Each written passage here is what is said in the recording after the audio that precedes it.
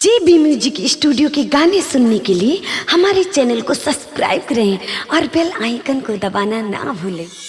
अब की बार ग्राम पंचायत एंगडेंगमा परसौना से हरिगोविंद मिश्रा के छोटे भाई संतोष मिश्रा उर्फ बालकृष्ण मिश्रा बीडीसी चुनाव लड़ रहे हैं। आप लोगों से निवेदन है, भैया को भारी से भारी मतों से विजयी बनाएं। संतोष भैया जिंदाबाद जिंदाबाद जिंदाबाद, संतोष मिश्रा जिंदाबाद जिंदाबाद जिंदाबाद। आइल बाटे चुनाव तनी सुनाए भैया, तनी सुनाए भैया। आइल बाटे चुनाव तनी सुनाए भैया, सेवा करेले सबके हम परिले पैया। केहू दोसरा के विजयी बनैहा जानी, केहू दोसरा के विजयी बनैहा जानी। हरदम असही ना ओटावा गवैहा जानी, हरदम असही ना ओटावा गवैहा जानी।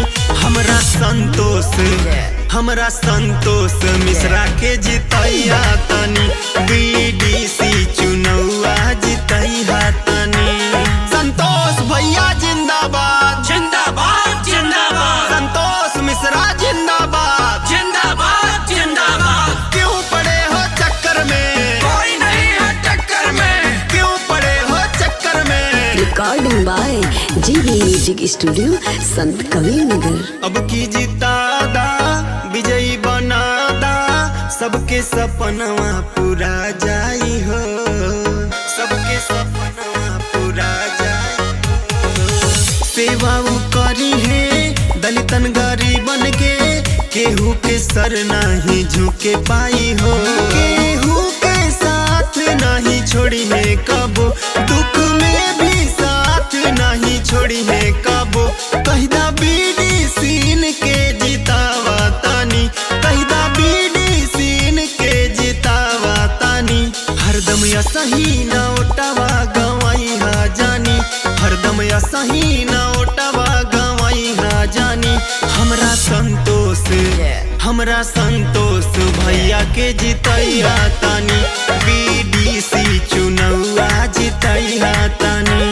संतोष भैया जिंदाबाद जिंदाबाद जिंदाबाद, संतोष मिश्रा जिंदाबाद जिंदाबाद जिंदाबाद। क्यों पड़े हो चक्कर में, कोई नहीं है टक्कर में, क्यों पड़े हो चक्कर में, कोई नहीं है टक्कर में।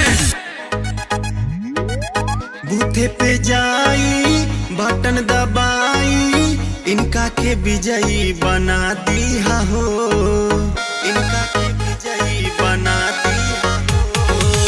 बालकृष्ण भैया के परसौना गौवा से बीडीसी अब की जिता दानु हो। कैलाश ना केहू हो जाई हो, केहू के भी बाती में ना आई हो। इता सब काला सपना सजैले बानी, इता सब काला सपना सजैले बानी।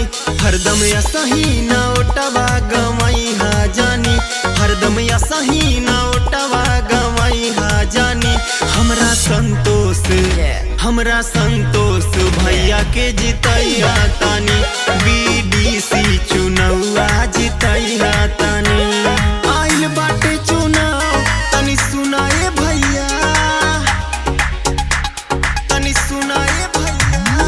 आइल बाटे चुनाव तनी सुनाए भैया, सेवा करेनी सबके हम परिले पैया। केहू दोसरा के विजयी बनैहा जानी, केहू दोसरा के विजयी बनैहा जानी। हरदम असही ना ओटावा गवैहा जानी, हरदम असही ना ओटावा गवैहा जानी। हमरा संतोष भैया के जितैया तानी, बीडीसी चुनौआ